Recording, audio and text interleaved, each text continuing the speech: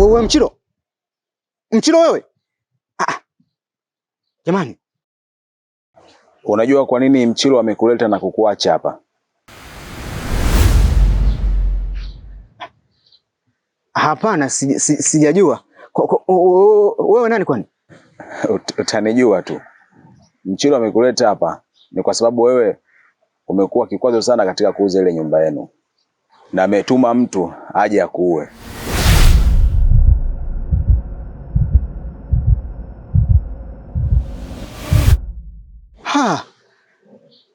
Mungu wangu, huyu mtoto kwenye shida yake nini jamani? Asante sana ndugu yangu kwa kuniambia. Nashukuru sana kaka. Basi nakuomba basi unisaidie kunipeleka nyumbani. Na samani, naomba nikuulize kitu sawa. Ila usimwambie yeye kwa sababu unafahamu hili. Huyo mtu aliyomtuma kuniua ni nani? Unaulizia choni kwa nukaji?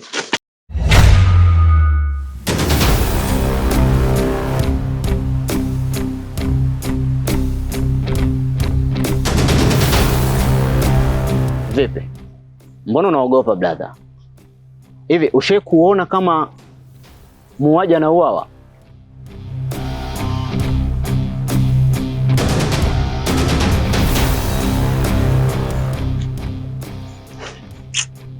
Kumbe mtu mwenyewe muoga.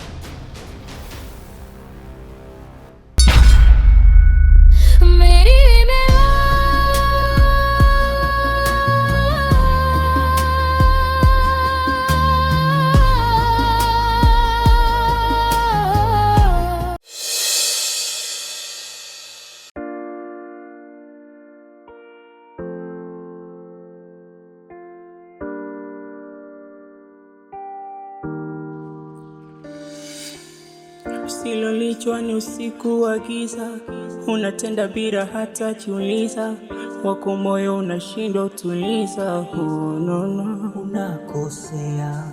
Yako nuru unaweka kwenye giza, unaenjoy huku unajimaliza, hisia unashindwa zituliza. No. Yale yote ulopitia magumu, ina maana umesahau, kisa penzi unataka jisurumu. Namba unayopigia haipatikani kwa sasa. Tafadhali jaribu tena baadaye. The number you're calling is not reachable. Please try again later.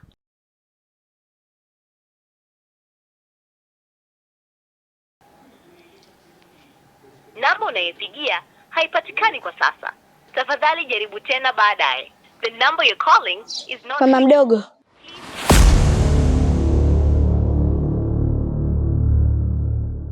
Vipi? Unampigia rafiki yako Anaya? Wewe, umejuaje? Kwa hiyo unanifuatilia, si ndio? Hapana, sikufuatilii. Ila nafuatilia mali za marehemu. Oho. Kwa hiyo nahisi mimi nafuja mali za baba yenu, si ndio? Hapana mama mdogo. Uko umefika mbali sana. Ila naomba nikupe taarifa. Yule rafiki yako Anaya ameuawa na bosi wake.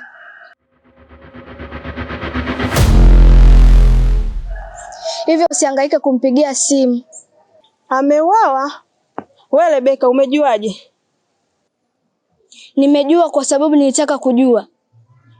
Na kwa taarifa yako, hizo watu ulizomkabidhi zipo mikononi kwa bosi wake aliyemuua.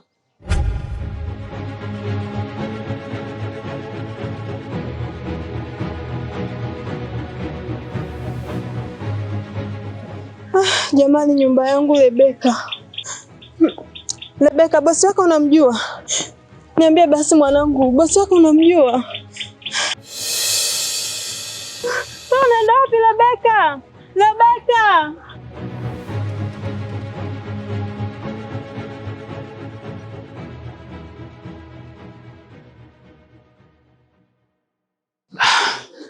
Nimeitikia wito wako blaza. Natumaini kazi tayari utakushamaliza. Maana nimetoka yani hata nyumbani hata kuoga kwenye sijaoga nyumbani nimekuja hivi. Yaani kwa nipochoni nataka nioge tu.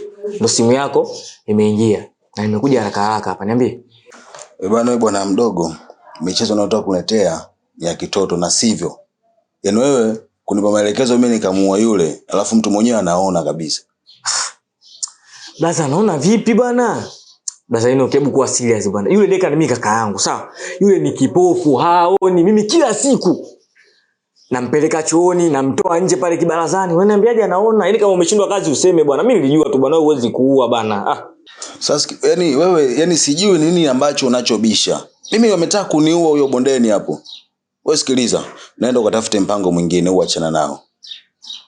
Ukishapata mpango mwingine utakuja au utanipigia simu. Sasa naona vipi? Blaza naona vipi yule? Yaani mimi umeniambia, mimi nikajua kweli mtu wa maana Blaza ino, nimemchukua nimemtoa nyumbani. Umeniambia tena nikuletee mpaka sehemu ninapopataka, nimemleta hadi eneo la tukio, umeshindwa kumaliza kweli?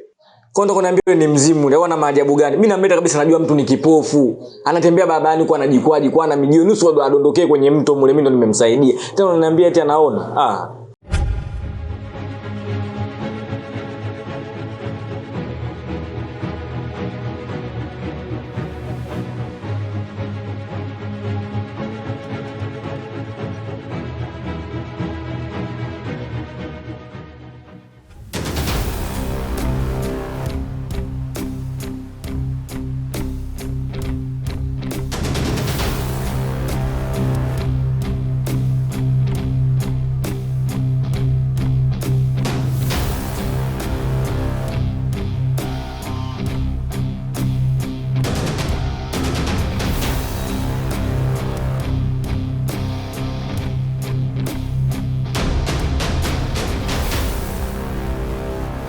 Wewe vipi? Mbona unatazama? Alafu we nani? Kaniitie mama yako, na shida naye. We mamangu wa nini?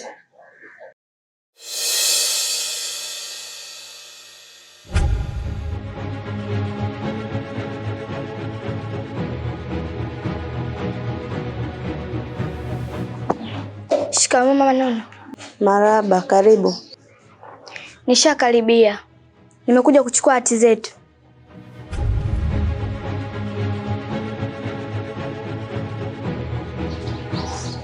Hati? Hati gani? Usijifanye hujui mama Nono. Zile hati ulizochukua kwa Anaya ni za kwetu.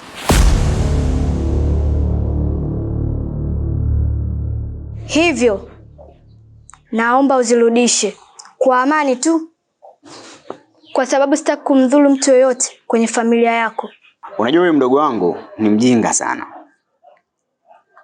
Alikuja kunichukua hapa nyumbani na kunipeleka bondeni. Kumbe dhamira yake yeye alikuwa ameshaandaa mtu kwa ajili ya kuniua. Japo mwisho wa siku hajafanikiwa.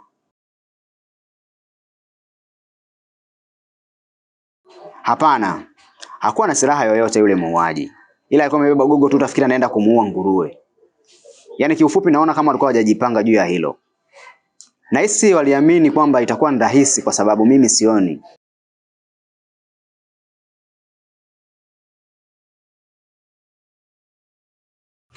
Usijali Moma.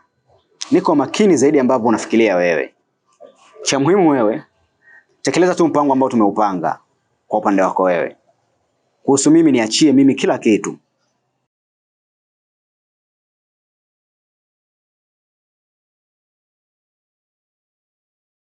Sawa.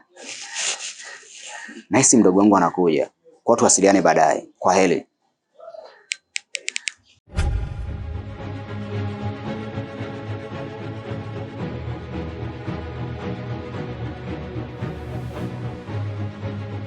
Nilijua tu Enoch hawezi kabisa kuua yule. Anaonekana na sura ya kiume lakini ana roho ya kike kabisa. Yaani kitu kidogo tu kama hichi kashindwa kumaliza. Tena nimempelekea mtu mpaka eneo la tukio.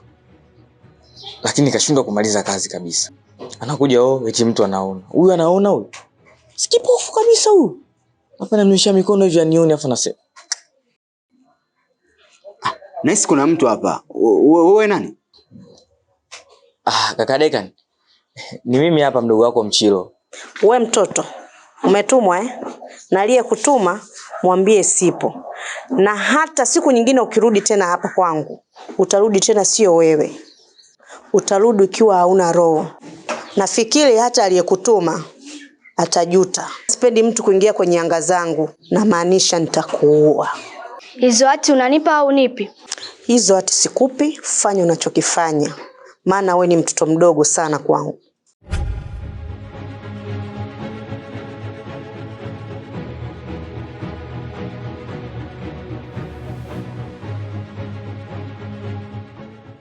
Kaka Dekan, naomba unisamehe sana ndugu yangu. Najihisi mkosefu kwako hata na mbele ya Mwenyezi Mungu. Kwa sababu mabaya yote ninayokufanyia ndugu yangu, ila wewe hujawahi kunionyesha ubaya hata siku moja. Na nimekuja kugundua leo kaka kwamba utu ni bora kuliko mali. Kwa ndo maana nakuomba sana msamaha ndugu yangu. Na yote ninayokufanyia haya nawaza kwamba kaka akija kujua sijui atanichukuliaje na jamii kiujumla itanionaje mimi ndugu yako. Naomba unisamehe sana kaka. Na yote nilokuwa nafanya haya kaka, tamaa tuzilowepo ndani ya nafsi yangu ndio zilikuwa zinanipelekesha. Na pia kichochezi mwingine alikuwa ni yule mwanamke Eki. Alikuwa ananichochea sana niuze nyumba yetu. Naomba unisamehe sana kaka. Mdogo wangu Mchilo, kama kuhusiana na swala la kuuza nyumba, mimi nishakusamehe. Labda sijaelewa huo msamaha wako sasa hivi unaoomba kama ni kutokana na pale uliponiacha pale bondeni mwenyewe au ni kuhusu nini? Kwani kaka Dekan, nilivyokuacha pale bondeni pale, hakuna mtu yote labda alikuwa anataka kukuzuru? Hapana. Hakuna mtu yote alitaka kunizuru mimi pale. Ila kuna jamaa alikuja baada ya wewe kuondoka kwako. Akana niulizia kwa nini niko pale. Nikamwambia kwamba mdogo wangu nilikuja naye hapa amenitelekeza sijui kaenda wapi. Asa baada ya kujua hilo na kuona kwamba mimi ni kipofu, akawa ameniulizia kwamba natokea sehemu gani, nikamuelekeza na nikamtajia mpaka namba ya nyumba yetu. Kwa akanileta moja kwa moja mpaka hapa nyumbani. Yaani hakuna kabisa labda mtu alikuja akakushikia labda kisu au bastola akataka kukuua. Hakuna kabisa kakangu, hakuna yani hujamuona mtu yoyote kabisa kuja kufanya hivyo. Hapana. Vipi kwani? Mbona uuliza hivyo? Kwani kuna mtu yote wewe umekutana naye kwa akwambia kwamba labda mimi nitaka kuuawa sehemu? Sawa. Kwa leo mimi naondoka. Kwa sababu siwezi kuingia nyumbani kwako kwa hizi nguvu. Ila nitarudi. Japo umeniambia nikirudi utaniua. Sasa nataka nikuoneshe mimi ni nani. Nikiondoka hapa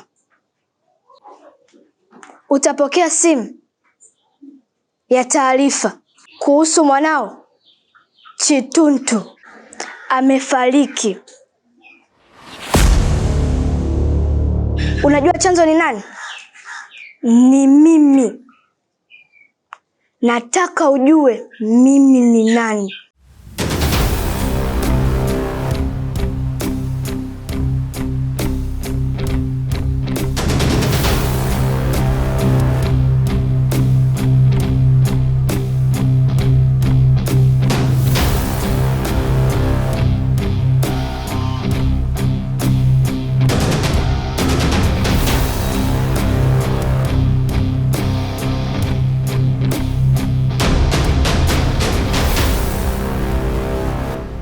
Hello.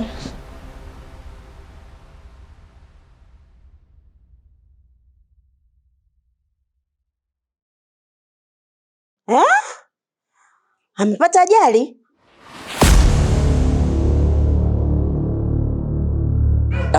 Hapana kaka, lakini nimekaa nimefikiria, nimeona pale ile sehemu nilokuacha ile sio nzuri kabisa. Yaani uaga watu wengi sana pale. Watu wanasemaga ni wanakufa pale. Hata dakika 5 ukisimama tu, yani mauti lazima ukukute. Kwa ndo maana nilivyokuacha pale, nilipofika kule mbele kabisa, nikaona so vizuri kabisa kumwacha ndugu yangu eneo kama lile.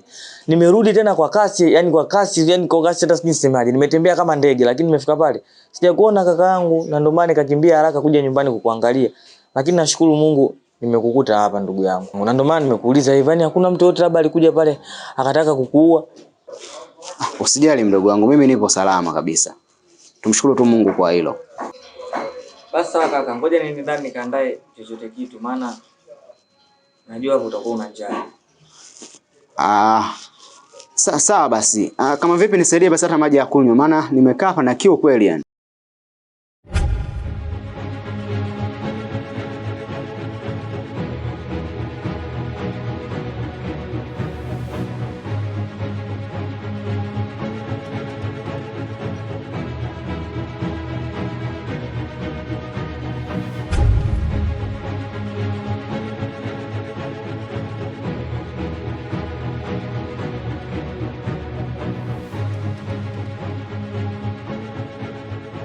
Vipi mama? Mbona uko hivyo? Unaenda wapi? Mwanangu, unavyoona huu mguu unaenda kwenye saluni ya Anaya. Yaani nimepata taarifa ambayo hata sizielewi. Yaani nimechanganyikiwa kabisa yani. Kwa Anaya? Mimi ndo nimetoka huko. Maana tulikuwa pale, alafu mfanyakazi wake akapigiwa simu na amepata taarifa za kwamba bosi wake amekutwa sehemu amenyongwa.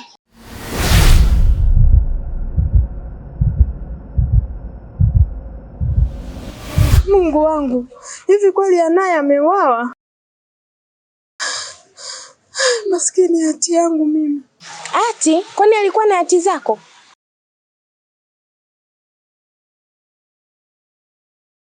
Sasa wewe, plani iliyobaki ni kukuua kwa sumu tu. Na tena nitafanya kazi hii kwa mikono yangu mimi mwenyewe.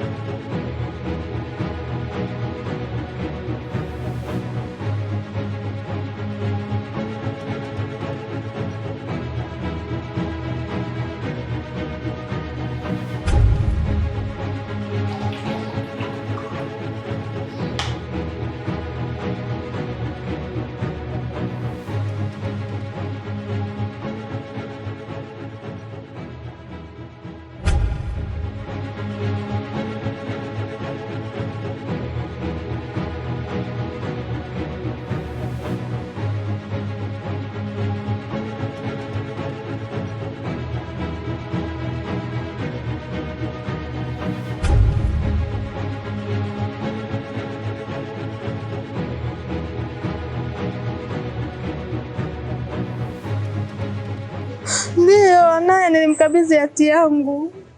Yaani hata sielewi naipataje mimi. Sasa mama, mbona hiyo ni rahisi tu? Ukienda pale kwenye msiba, wakimaliza kuzika, utaeleza ndugu zake, kisha watakupatia. Wala usiwe na wasiwasi. Tatizo mwanangu, hata ipo mikononi kwake. Hata anayo mtu mwingine. Sasa hilo ndio tatizo. Basi sawa mama, hem tuende kwanza nyumbani ukatulize akili. Alafu tutajua jinsi gani tunapata hizo hati.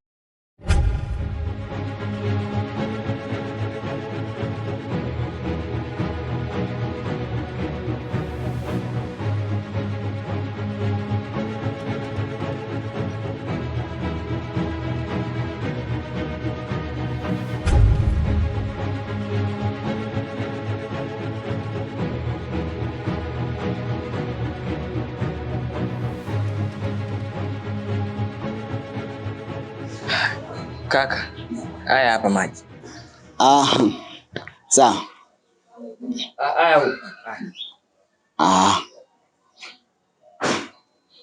Shukrani sana mdogo wangu.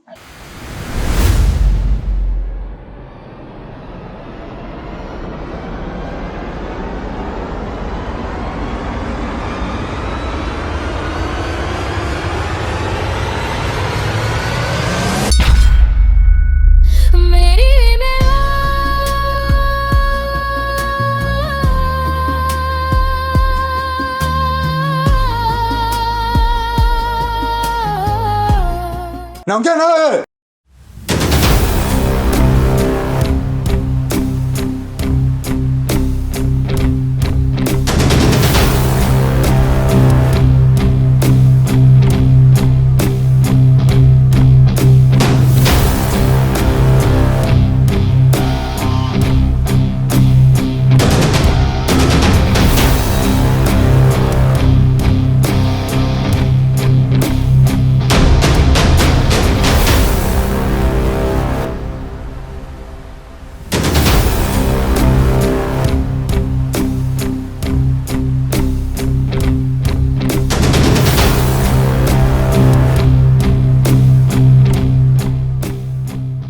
Mamangu. Bahati. Umenisaliti na mamangu.